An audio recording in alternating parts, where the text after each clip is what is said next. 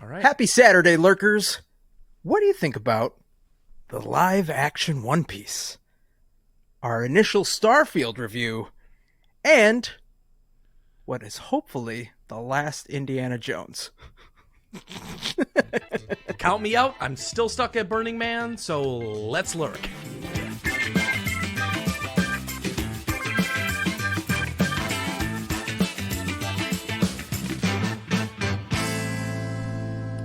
Yeah, who would have thought climate change is real? Rains in the desert. Who knew?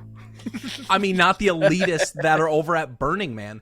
Not like we talk about shows and movies and games on this Saturday episode. And that's just like doing that is not something that I would want to do. The orgy part? Yeah, man. Well, Younger probably me definitely wanted to go see all the naked people. But now it's just like logistics, like, oh, so dusty, and you saw the rain, and like, unless you have some sort of like camper and you're glamping out in Burning Man, like, yeah, this doesn't seem worth it. You don't get to sleep in your own bed? All of that sounds awful. I saw a video of Chris Rock. Chris Rock, you know how much money he's got? In the back of a pickup truck being driven out of Burning Man during With the Diplo. mudstorms. Oh, yeah, is that who was with him? Okay. Yeah. Oh, that's wild. And speaking of wild, one of the biggest, most anticipated shows of all time hit Netflix this past week. No, it is not the next season of Stranger Things, because we're going to be waiting on that one, folks, for a while. Yep. It is the One Piece live-action remake. Willy, did you watch the Cowboy Bebop or Death Note Netflix remix, quote unquote?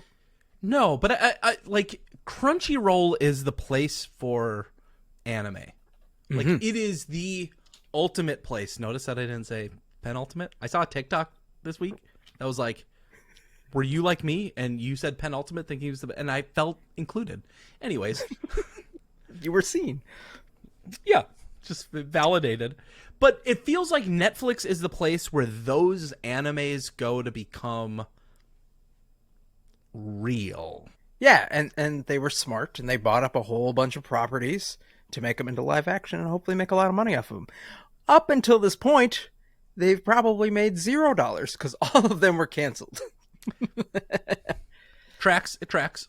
I watched the first episode of that Cowboy Bebop, and boo, it was rough. Because they focused on the wrong thing. Mm-hmm. But not this show. No. I'm going to tell you right now, when this first was announced, everybody's thought was, number one, why, oh why, would they do this to my beloved One Piece show? And number two, how can they think completely like pull this off accurately? Because so much stuff happens in that show that without a lot of CG isn't going to translate at all very well. Who knows? Yeah. I can tell you right now, this is an 8-hour show / series, folks. Okay. Luffy, who is the main character of One Piece, uses his powers 5 times for maybe a total of 10 seconds of those 8 hours. So what they did is they didn't focus on all the cool effects and powers to make the show good. No. They did what they should have done, and they focused on the human connection and the stories and how the crew relates and gets together. Yes, there are cool special effects. Yes, there's a bunch of characters that you know and love, and everything will kind of come together in a different way. It's not shot for shot. If you're looking for a good time and you're a fan of One Piece, you got to check out the Netflix show. I do want to point out, because I started watching it. I haven't had a chance to really like dive in yet. But here's what critics are saying. Rotten Tomatoes has it at an 83 right now. Incredible. The audience score is a 96. Even better.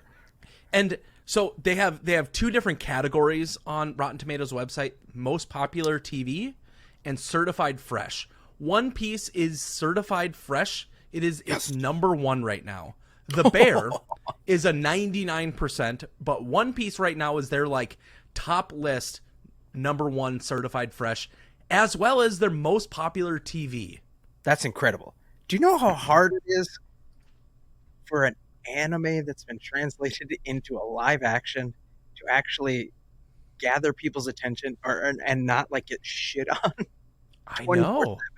It's difficult. And they did the right thing. They partnered with Oda. They made it so that it was genuine and you can feel the heart in the show. It's not just some cash grab. It's actually an attention grab. I'm going to watch it this week. I will give you my hot take next week on all 8 hours. Yeah, you've got my stamp, seal, whatever you want of approval for this. Even if you're a fan of the original thing and you're thinking to yourself, my name's Joel, why does this exist? You can find something that's enjoyable about this. I just saw that effing fly again. What is happening, man? What are you talking about? I don't know what you're talking about. I can't see anything. Liar. It didn't land on your head, but it was there. Oh, he's right. Swear to God. Nope, that's a dot on my screen.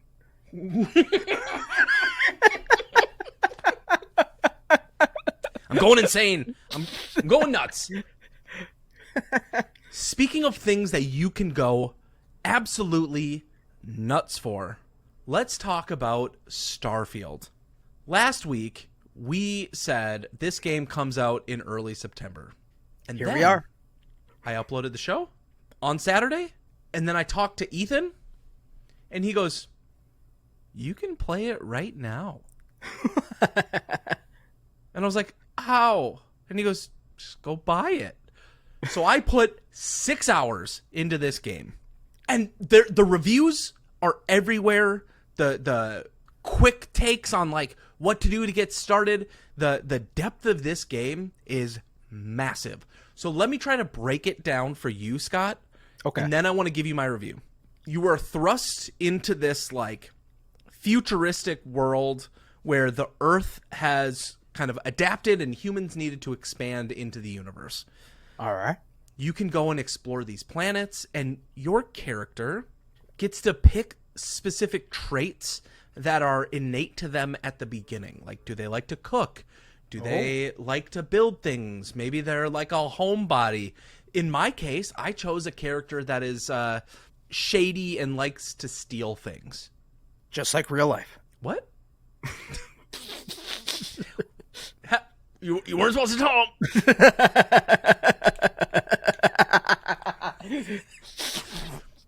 That was my Tim Robinson impression. So you have all of these things to get started, and then your character is thrust into this like organization searching out a mystery in the universe. There's a lot of thrusting going on in this game. Just so much thrusting. The depth of this game, you have planets that you can explore, people that you can talk to, quests and side quests, loot. There's if you played Skyrim or any Bethesda game, you know that you can loot everything. So you have this scanner. I saw the fucking fly again. You have this scanner, and you turn it on, and the first thing you see, if you're overwhelmed by like too much in a game, is 1.5 million little things that you can pick up. You can pick up a cup. You can pick up a bag of Cheetos. You can pick up a tray to hold food. Yes, I've been seeing people like hoarding stuff in their ships. Like they just have a room and it's all junk. Yeah, but it's there. You can do it. And so you can build your ship. You can build outposts. You can build a base. You have you can automate storage. Those people that love Minecraft and love getting into Redstone and building automation, the game's got it. What? Yep. You can automate how it go. Like if you go to a planet that has a resource you need, like iron, you can set up an outpost there and set up the tools, an engine, storage units, things to be able to mine, and it can just automatically get the resources and automatically put it into your storage unit there. So you can mine and craft in this game. Starfield, brought to you by Mojang. You can also customize your suit, your weapons, Oh. your gear. The level of detail in this game is insane. Yet, my review echoes something similar to what a lot of people have said, which is the allure of this game is what you said last episode. Land on a planet. You can walk in 45 minutes in any direction. Yeah. And that's not the case. Oh. So let's say, Scott, I land on a planet, or let's say I land on the moon. Okay. I can land at a base that's already predetermined to say, here's a base, you're going to connect with people, and then I can walk. And then as I walk, maybe I see a crater off in the distance and say, okay, I'm going to pull up my map. I'm going to put a destination point there. Beacon, yeah. So I hit the barrier. I'm going to put a destination point there, and then I'm going to fast travel to it. Okay. It is a brand new instance of the moon right there. And so the way the game has been described is an open world facade, because everywhere you land is a unique predetermined skybox. Procedurally generated, yeah. Skybox. It's just a dome right there, and there's no interconnection across this planet. And is this a problem for you? It kind of says like you're going to move from bubble to bubble and not actually move in space in the same way. Like I can't take off from a planet and actually fly into space. I can never like get to Jupiter and then fly down myself and land. No, it's all cutscenes, right? But a cutscene will get me there. Yeah. Yeah, I don't know if that's such a bad thing. For the first 6 hours, I'm not really upset with it, but I do think for those people that have maybe like binged the game for the last 4 or 5 days, a week since this episode comes out, they might get annoyed with it because it's the same kind of like fast travel here, fast travel here. I guess it's the content. Like the traveling. We're so used to cutscenes, especially in Bethesda games. You know, you get these nice little lore pieces while you're traveling from point A to point B.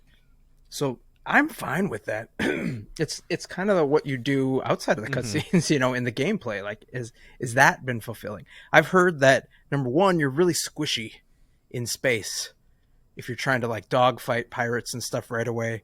And number two, I've heard that it's like everything is super expensive and you need to gather a ton of credits if you want to build your ship. I really want to like start diving into that. That's the thing I'm most excited for. Making my ship, making it look like a Star Wars or a Star Trek ship, you know, something just to make it my own. And then everything else is kind of going to be like, okay, I have to do this to fuel my insatiable need to change my spaceship. I want a spaceship. I mean, this is like that aspect of the game is something I wish Destiny had. Like to my core. If I could build that ship that I lived in. The fact that they gave us ships as a choice and like we could get new ships and different types of ships, but then they never let us do anything with them is one of my biggest complaints about Destiny. Dude, imagine if that was your vault. You go to orbit and you can walk around your ship and you see all of your weapons. And it like cycles through them, you know, all the helmets, all the gear that you got, you know, just on like a loadout room. Oh God. And this game does all of that. And so like I'm torn because like I think some of the like initial negative reviews are starting to pull me down. And that sounds about right. I'm kind of accepting it because like the game is overwhelming. There's so much to do.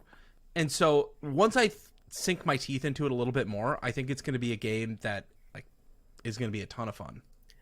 That's why I only read like a couple initial reviews, especially from the big people, IGN and The Verge and whatnot. Apparently Forbes. And Forbes. Forbes, the biggest video game in publication history. Yep.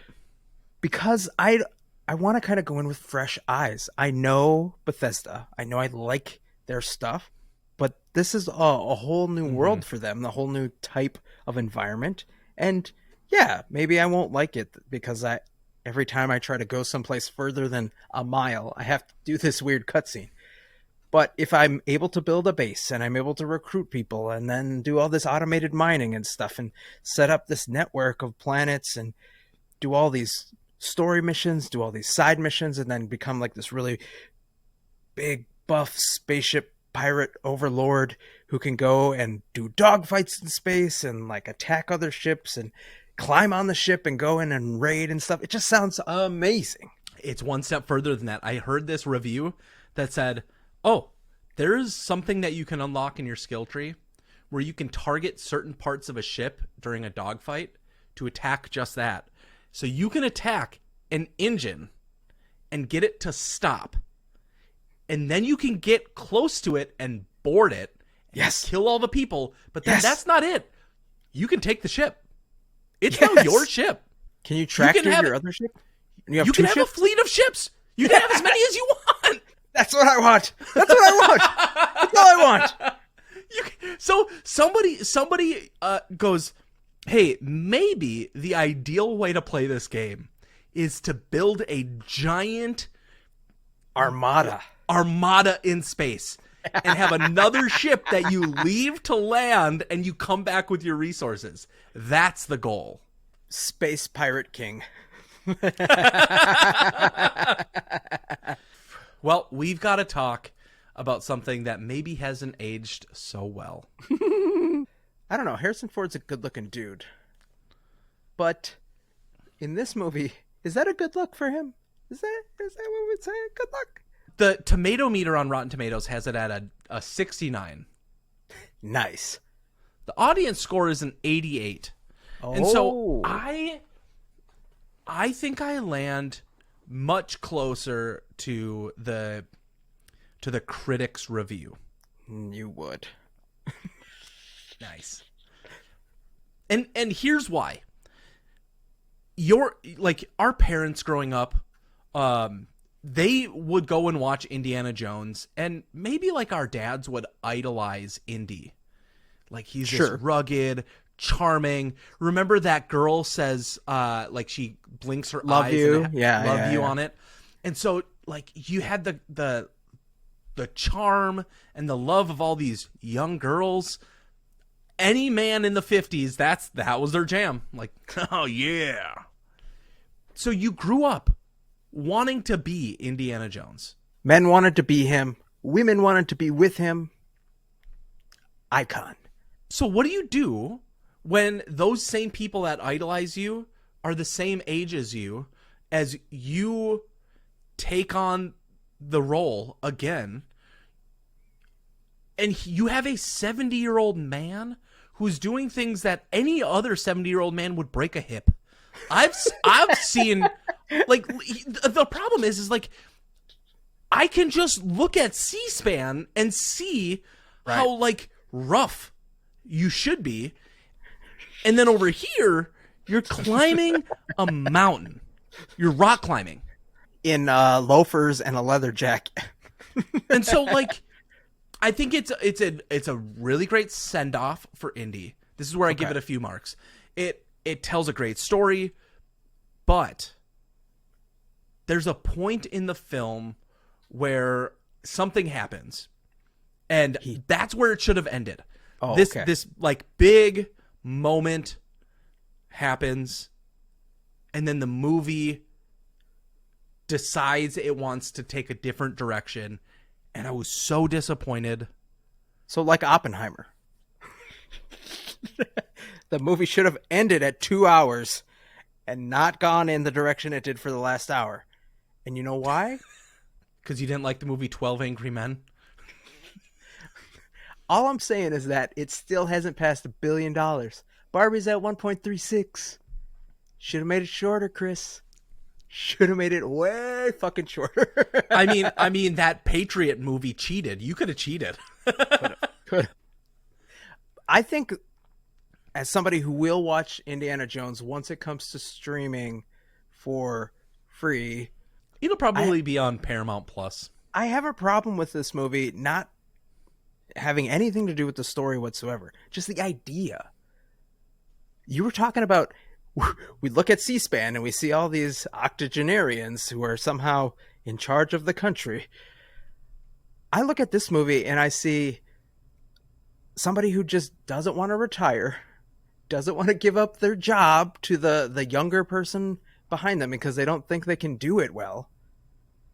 It's just another Americanized non-retirement story, and it's like, get out of the way. Just stop climbing mountains and looking for Nazis. Other people can do that, and they can do it better. It's a movie that I don't think is worth watching. Well, I mean, if we talk about the previous iteration, nobody needed to see that. Just like The Fridge, they should have nuked the franchise. What's the movie starts and the fridge opens and it's just a dead body. Yeah. And then it just transitions to like a totally different character. Yeah. Yeah, pick another That's what they need state, to do. call them Jones. Like, let's make this a historical James Bond kind of twist.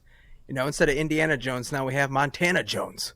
Do you think, I'm looking for a silver lining here a little bit. We're still having writers strike and Screen Actors Guild strikes in Hollywood. If I'm a writer, I'm thinking to myself, I'm not pushed to this timeline of pumping out films, making money grabs.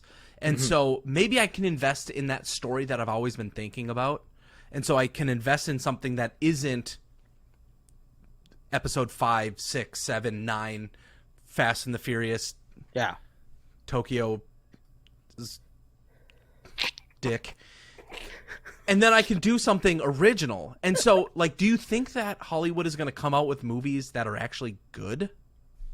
I think they're literally sitting on a pile of amazing scripts.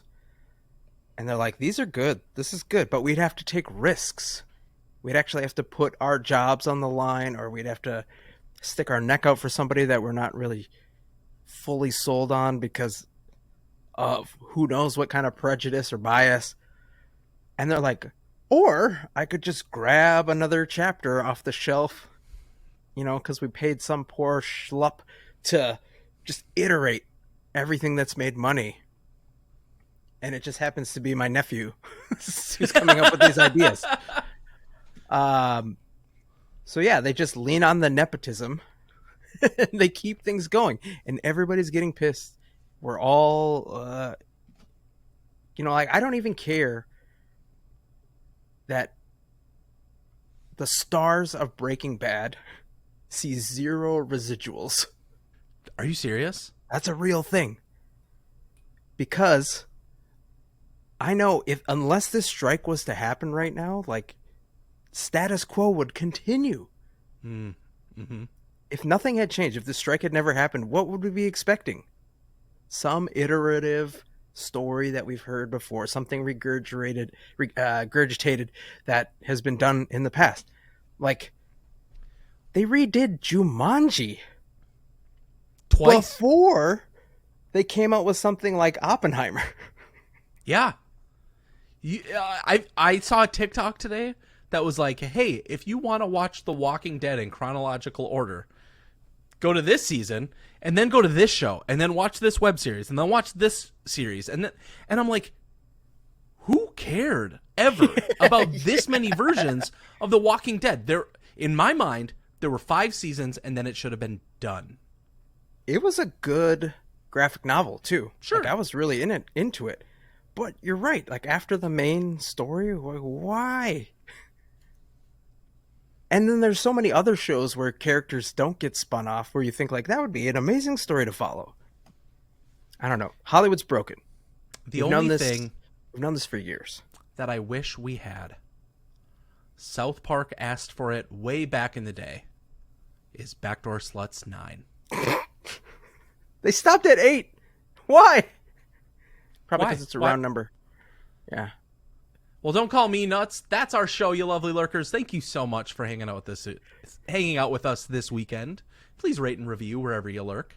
We appreciate you and your love. So remember to be kind to one another.